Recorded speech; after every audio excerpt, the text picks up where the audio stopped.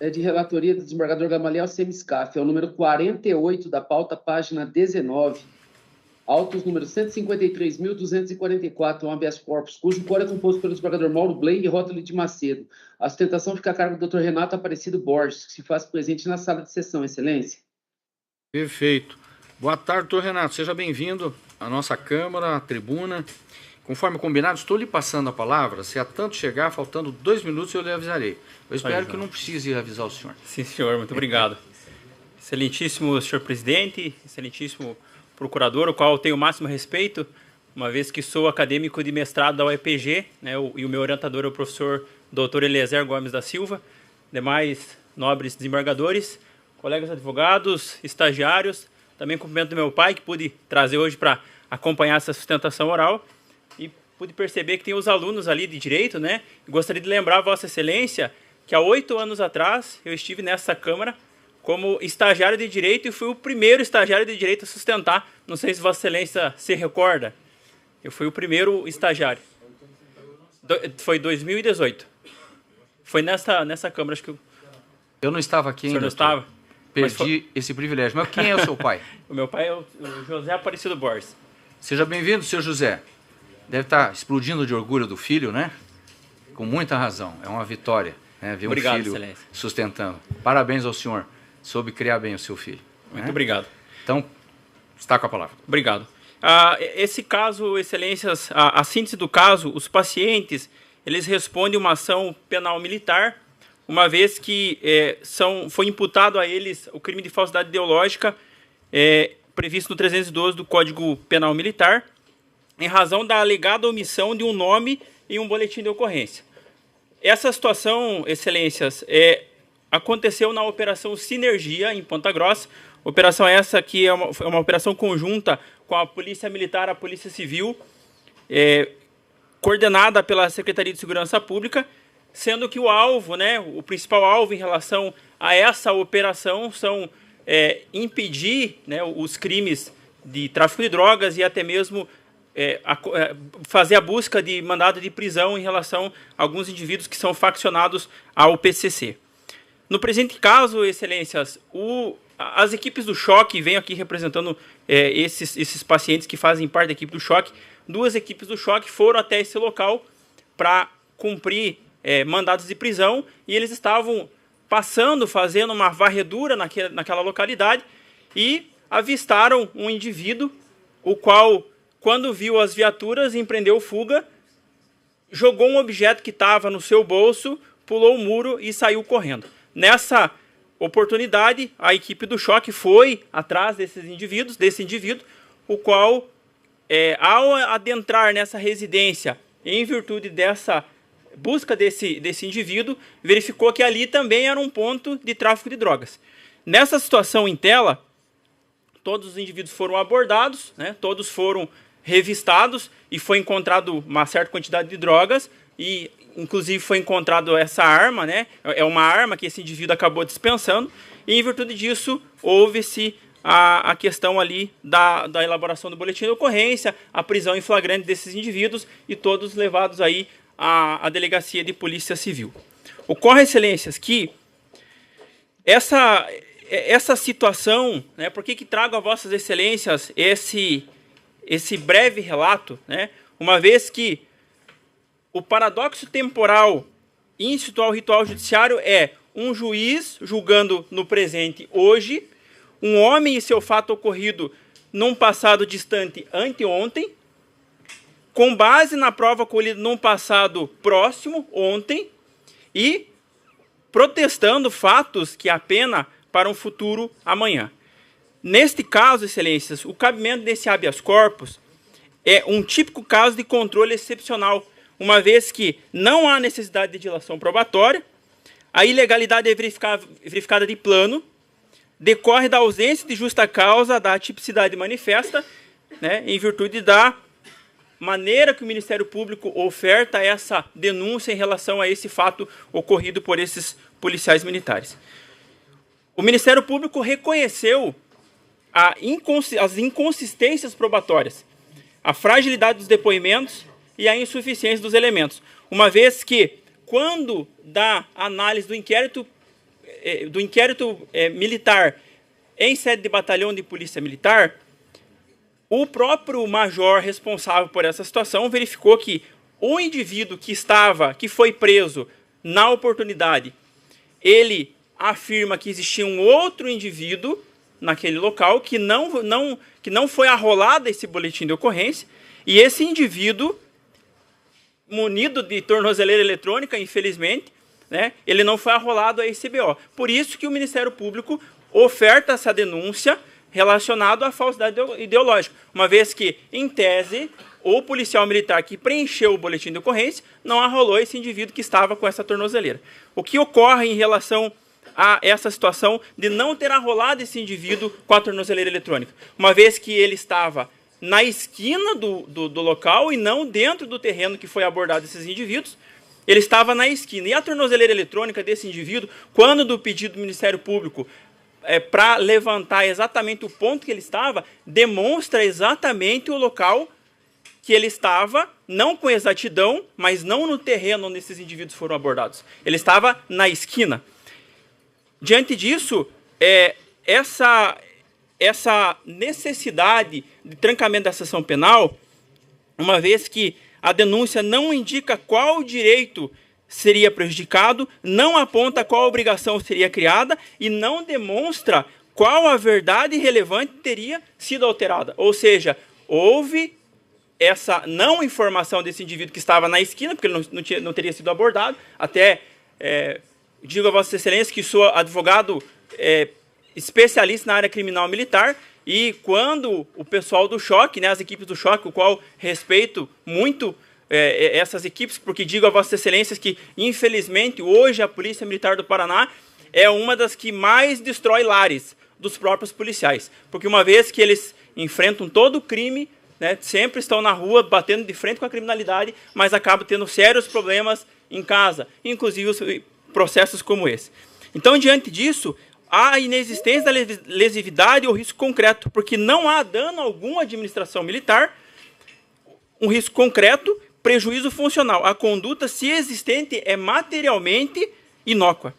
Diante disso, Excelências, a defesa pugna pela inépcia também da denúncia, uma vez que não há individualização das condutas, não descreve adequadamente o tipo, não demonstra o elemento subjetivo, até no próprio processo de primeiro grau, a juíza de primeiro grau ela pede que o Ministério Público, após uma manifestação que a defesa faz, se manifeste em relação ao aditamento da denúncia, uma vez que, né, é perceptível que o Ministério Público faz um Ctrl+C, Ctrl+V na decisão anterior e submete ao juízo. Diante disso, já partindo para a conclusão, né, o que se tem é uma ação penal que não tem uma justa causa, sem tipicidade, sem dolo específico, sem lesividade, o que traz aí a configuração do constrangimento ilegal. Excelências, como disse, né, sou especialista na área criminal militar e verifico que essas situações em tela, né, que acontecem cotidianamente, né, esses policiais que enfrentam o crime, já lembrando aí, cito, né, Dom Quixote, né, que diz assim: a liberdade, Sancho, é um dos dons mais preciosos que aos homens deram os céus. E continua, né, da mesma forma que pela honra se deve arriscar a vida e, pelo contrário, o cativeiro é o maior mal que pode acudir aos homens. Então, diante disso, né, trago aqui também não somente a busca desse trancamento da sessão penal, mas defendendo a honra desses militares, os quais diariamente enfrentam a criminalidade, né, e acabam se arrolando em situações como essa. Então, a defesa pugna pelo trancamento da ação penal e, de forma subsidiária, né, a inépcia da inicial ali do Ministério Público. Excelência, agradeço a palavra. Muito obrigado.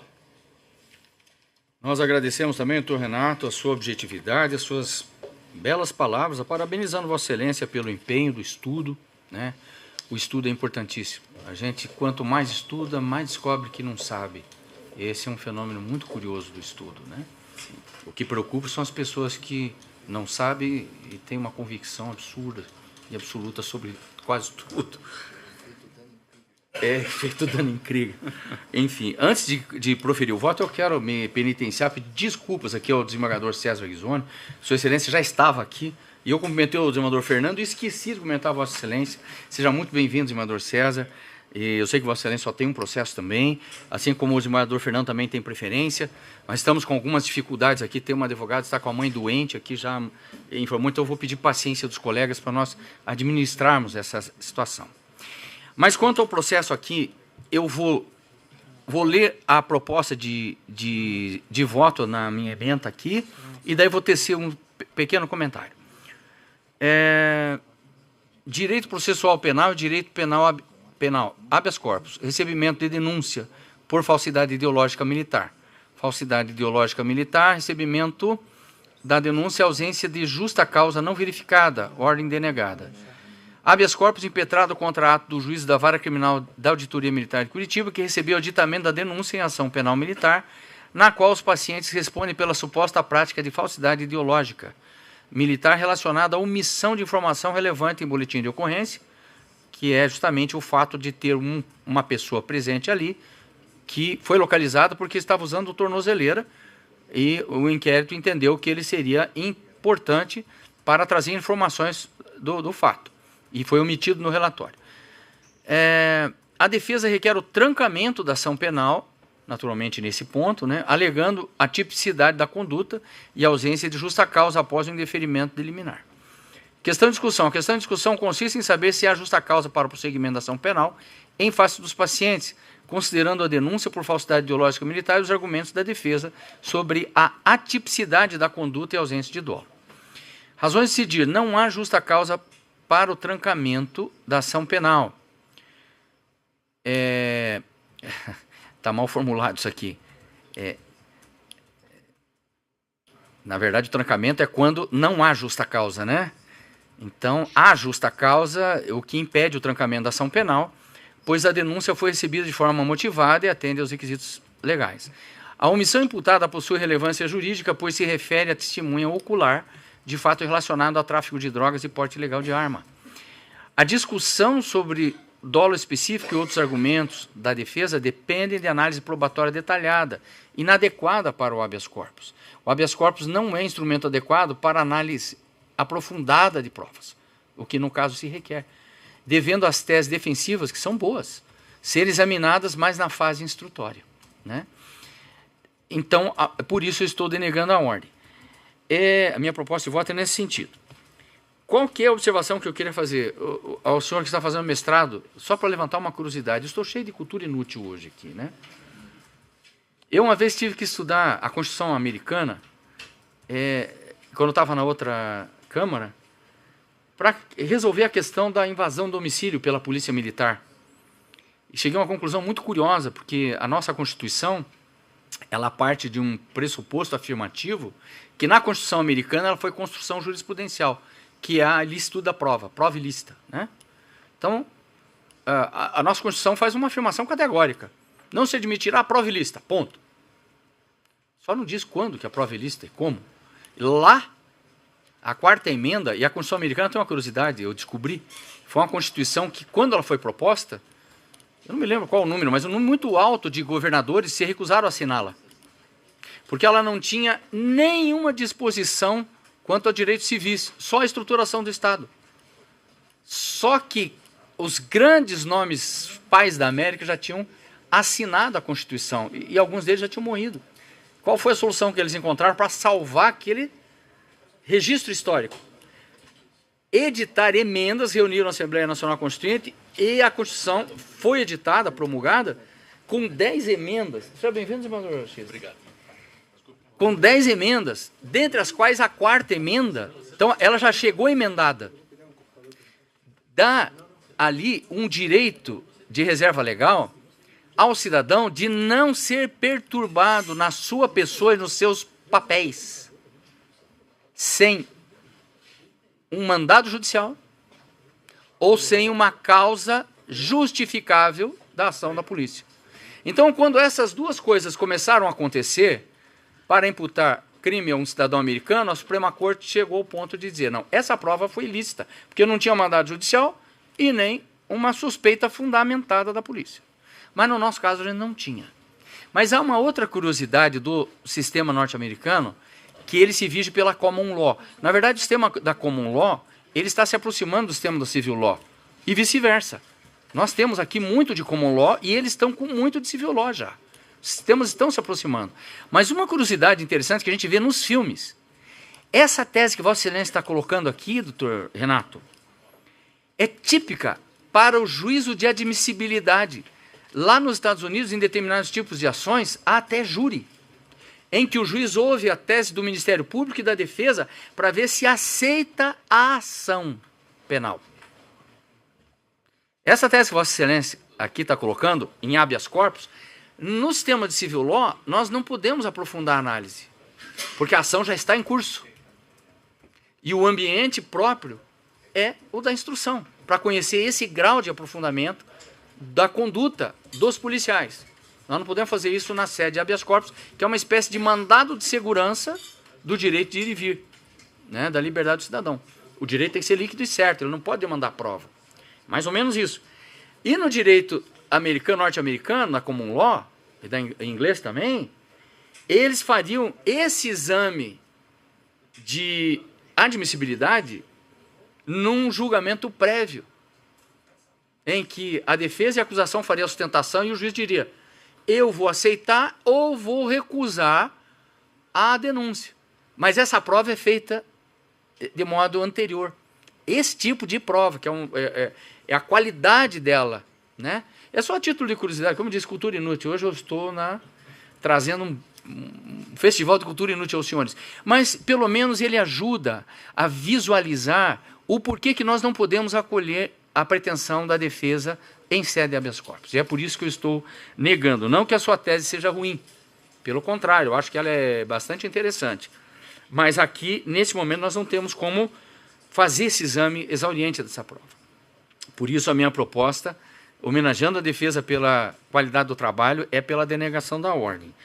Como voto eminente, desembargador Mauro Bley. Obrigado, senhor presidente. Eu saúdo o desembargador Adalberto Jorge Cis Pereira, o desembargador Fernando Antônio Prazeres, o desembargador César Ghisoni, saúdo também o defensor da tribuna. Quando eu recebi o voto de Vossa Excelência, eu considerei bastante interessante, porque a decisão do juiz me pareceu bastante coerente, bastante justa, e realmente me surpreendeu o recurso que foi formulado, tendo em vista que, ao observar que haveria informações e provas mesmo da prática de delito, o Ministério Público promoveu o aditamento à denúncia, frente à recusa de um acordo oferecido, e o juiz, ao receber esse aditamento à denúncia, ele, de forma exemplar mesmo, ele possibilita aos réus a suspensão condicional do processo. Se trata de um benefício não só aos réus, mas também à própria administração da justiça, porque essa situação toda que o advogado traz, que o defensor traz, da ausência de relevância nesses fatos que são observados pelo Ministério Público, justifica mesmo a suspensão condicional do processo para que haja uma solução rápida, uma solução ágil e uma solução justa. Não, é esse mesmo. É esse mesmo caso. É esse mesmo caso. É esse mesmo caso. Então, eu registro apenas esse fato como um elogio à decisão do juiz Wacó. Com relação à matéria que foi aventada no habeas corpus, eu creio que existem provas do fato delituoso. O aditamento foi regularmente ofertado. Permite-se a ampla defesa e o contraditório. não há condições de nós avaliarmos se a presença desse indivíduo que justificou o aditamento da denúncia seria realmente relevante, porque para isso seria necessário um aprofundamento da prova. Por isso, senhor presidente, eu tenho a honra de acompanhar o voto de Vossa Excelência, no sentido de observar a absoluta regularidade do processo e denegar a ordem. Obrigado, senador Mauro. Vossa Excelência até, me perdoe, eu realmente estava vendo aqui, essa questão aqui da NPP, e eu foquei tanto só nessa questão do trancamento da ação penal que eu esqueci disso. Vossa Excelência está coberto de razão, é isso mesmo. Bem observado, muito obrigado. Desembargador Rótulo de Macedo. Obrigado, senhor presidente. Cumprimento o nobre advogado, a todos presentes. Tenho a honra de acompanhar o eminente relator. Obrigado, desembargador Rótulo. Diante disso, então, proclamou o resultado do julgamento, que é unanimidade de votos. A ordem foi denegada. Agradecemos sua participação, doutor Renato, desejando felicidades a Vossa Excelência e ao senhor, seu pai. Né? Me permite uma parte, né? Pois não. Vossa Excelência traz aqui ensinamentos para nós que não é uma cultura inútil. Eu digo por Vossa Excelência que faço também mestrado em Roma, na Faculdade TRE. Lá faço também mestrado, né? Mestrado sanduíche, tanto na UEPG quanto em Roma. Então a gente traz essas teses, pegando de todos os lados possíveis para fazer a melhor defesa e vir aqui para participar desses momentos que Vossa Excelência traz e que creio que os acadêmicos ali vão sair deslumbrados daqui hoje pelas falas de Vossa Excelência. Muito obrigado. Bondade sua, doutor. Na verdade, os colegas trazem a substância e eu só esses adereços inúteis. Mas eu agradeço muito a gentileza de Vossa Excelência. Felicidades. Fico lendo coisas que eu não devia. Muito obrigado, senador.